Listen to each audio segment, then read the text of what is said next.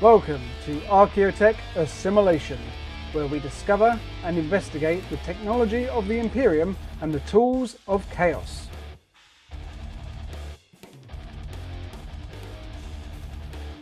Hello everyone, and welcome to Iron and Ceramite in our latest edition of Archeotech Assimilation, where we cover all of the things related to the hobby. And at the moment we're going through Warhammer Plus and the latest edition of Hammer and Bolter, A Question of Faith. I'm joined today by Glenn. Evening. Thank you for joining me. And we'll quickly go into it. We'll dive in a second, but before we get into it, just very quickly encapsulating, how did you find this one? Your initial thoughts? Not as good as Fangs, the last one, but still pretty good. Yeah, still enjoyable. I would concur. Like I again, very, very happy with. I enjoy the animation style. I enjoy the look and feel of it. I think it's a nice thing, and I thought it was still entertaining. Very visceral. Yes, much more so than any of the other ones we've seen so far. Absolutely. With that, we'll now go into. So that's the spoiler alert warning. So no spoilers up until this point. Now we'll go into spoiler because there'll be screenshots and so forth. So if you haven't watched it yet, go and watch it. Then come back to this. But we start off with, obviously this is the opening screen, so we don't start off with this. This is the precursor to when we really get into it. But what we're introduced to is a couple of sisters, one who is slightly more experienced, who's lighting candles, and then I'm not aware enough of the sister hierarchy, but more of an initiate, so someone that's your trooper sister, I suppose. And they're conversing with each other, telling the story to a degree of Saint Josephine. And the elder of the sisters is talking about her duty, and the lighting of the candles that she's done all of the time, it's never stopped and continues to do so. And I suppose it just sets the scene for the Adeptus Sororitas. I don't know how. Sororitas. There we go. That's the way I pronounce it, but I've got a funny accent, so God knows with me. But how they're very much faith led, right? So it's very much all around the faith, the continuing of tradition, and how that goes. And we're kind of introduced to the idea. We understand that probably something is going on. In this temple, this region, this chapel to faith, as it were, and then we get introduced to exactly what's going on, and that's a lot of cultists running around. Nice little cordiate uprising. I was going to say cultists of the Khorne flavour. There's a lot of skulls for the skull throne and blood for the blood god chants going on in the background. Which is always nice to see, and I suppose this is where the visceral element comes in, because it wouldn't be a Khorne uprising without a bit of blood, right? Oh, definitely not. And it's everywhere. It really is. It really is. And there's a few sisters that we already see that have obviously succumbed to the Khorne berserkers, and the two sisters that we see at the beginning who are talking. Obviously, they're one of them is waxing lyrical about potentially seeing these gardens on a far off land, and the other one has faith that she'll do it, that she'll see it, whereas the younger one clearly doesn't have that feeling at that point, given probably what she's seen with her other sisters and the outer areas of the temple being slaughtered by this rampaging warband. And we also see, it's quite interesting actually, we see the little cherubs. These they're pretty creepy. Yeah, they've been in the background for years, and every time I see them, it's just like, ugh. Yeah, weird looking things. They've never got any easier to deal with in terms of how they look and how they do. But whatever they're doing, they're certainly recording for posterity whatever's going on. Definitely not servo skulls, because there's a bit more to them, but there's yeah, it's just a bit much. But anyway, They're just fat sentient CCTV cameras. That's yeah, all they are. indeed.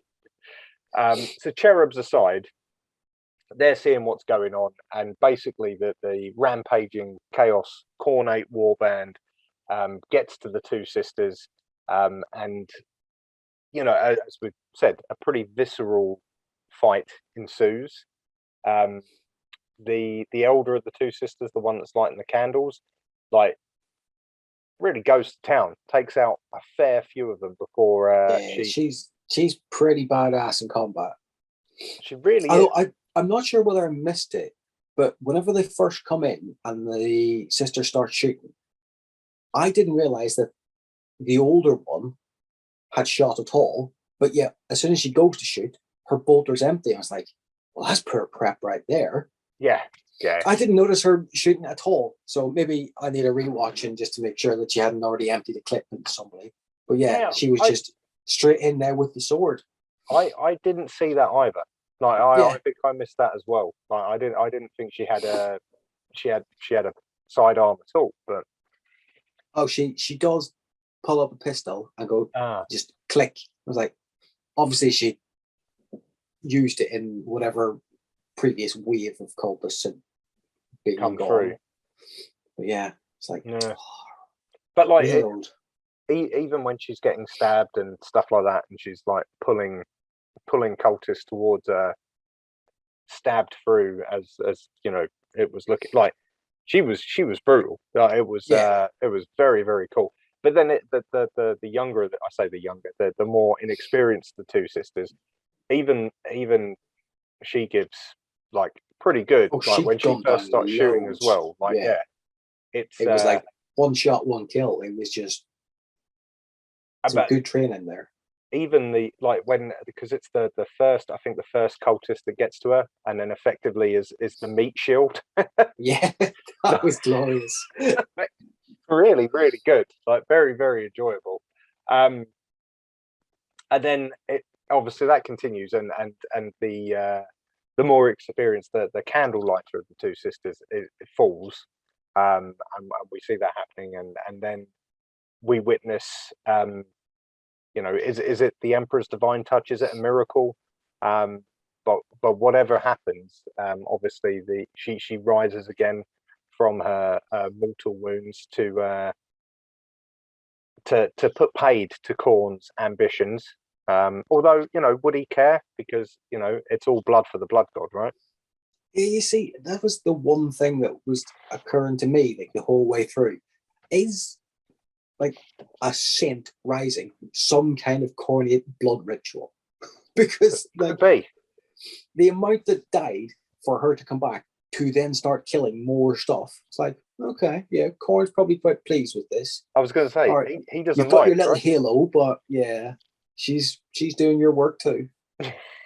Right, exactly that. Yeah. So question to that side, obviously, and then the younger sister. The circle is complete.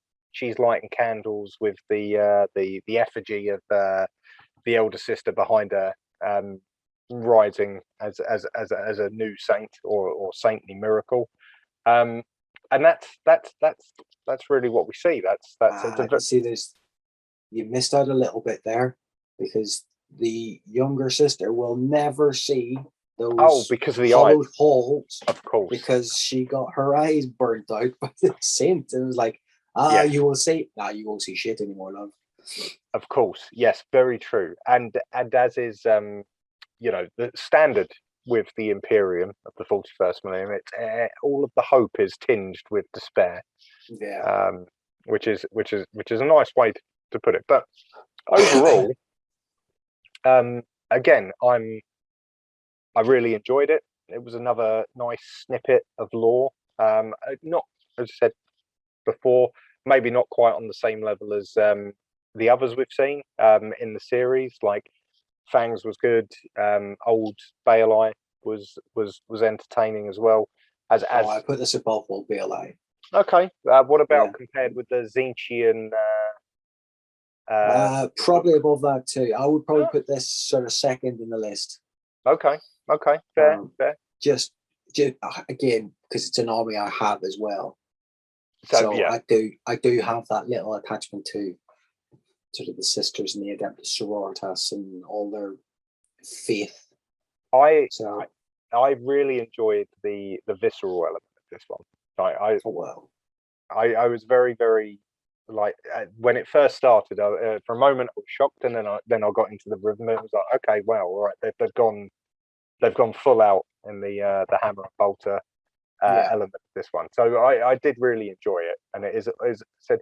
I think what I enjoy about hammer and bolter is that it's nice to see like different factions, like it's different stories from different areas. So I enjoy it. You know, it's tied together with the Imperium to a degree because, you know, all of them have effectively been tethered there, and you know, you've got Old Bale Ives, of course, Yarick, the Zinchian plot was all happening within, you know, the bounds of one of the many libraries or Adeptus Administratums. This is obviously the Sisters. Fangs is the Space Marines. So I quite like that it's all tied together with the Imperium, but each one is a different way of looking at it. I will say about this one though, this is probably the first one that's made me go, that was a nice complete story. There's nothing else I need to know about that. That was, you know, because if you want to know more about it, that was probably just the start of like, where did the cultists come from? But like, you don't need to know that. Whereas, you know, some of the others is like, I need to know more. I need to know more. That was just a nice, well put together, all encompassing job done. Yeah. Happy with the 15 minutes or so, whatever it was. Yeah. It was just nice and solid. Yeah, no, I agree. It was very rounded. You could, as I said, start, end, and finish, right? Yeah. Yeah. And did you look at the last page on the outro? Was that before or after the credits? Probably just before the credits rolls, I think. Where it's like, oh, no person is actually a person, blah blah blah. There. Oh yeah. Down at the bottom, like no cherubs were injured in the making of this. I was like, I didn't think they were. It's a nice touch. But yeah, it's a nice didn't touch. Have to. Well done, guys. Yeah, nice bit of humor in there, just right at the end. Very, very true. Very true. And it's nice to see that's still in there, because you know, Games Workshop were not beyond their touches of humor back in the day. Oh, a little bit tongue in cheek every now and again does no harm. Indeed.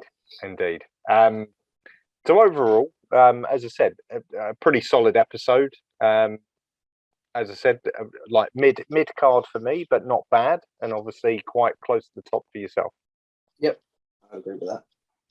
Good, and I'm definitely looking forward to seeing what's coming next in Hammer and Bolt. As I said, it's definitely, as we said in the last one, it's the one I'm enjoying most. Yeah, both me and you have gone for this one over Angels. Yeah, not as good as Angels is. Bad. Yeah. We just prefer the look to Hammer and Bolter, maybe. Indeed. Yeah. Anyway, are you keen to do the outro, or would you like me to? I am not keen to do the outro. Okay, I will do it. Well, anyway, as I said, short, quick review of Hammer and Bolter, the latest episode. Definitely worth checking out if you haven't already, as is the rest of the material on Warhammer Plus from an animation point of view. Definitely worth a look.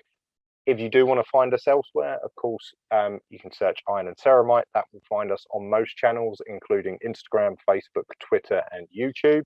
We're also available on Spotify, Apple Podcasts, and all good podcast services. Again, searching Iron and Ceramite. Twitch, Iron and Ceramite. Patreon, Iron and Ceramite. Element Games, you don't need to search for Iron and Ceramite. Just use our link, which is on the screen, and that will help us out. All of that money goes back into the channel. And then, of course, finally, Combat Cards, Iron and Ceramite. If you fancy trying to outscore myself and Glenn, it's not really a clan for fighting each other. It's more of a clan for fighting against ourselves and then seeing how far we can get in the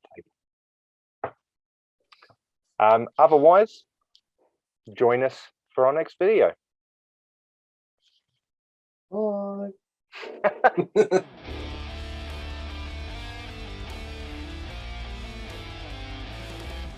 As always, we would like to thank you for listening to our Iron and Ceramite podcast. If you liked us, then you can also find us on YouTube, Facebook, Instagram, and any other good podcast services.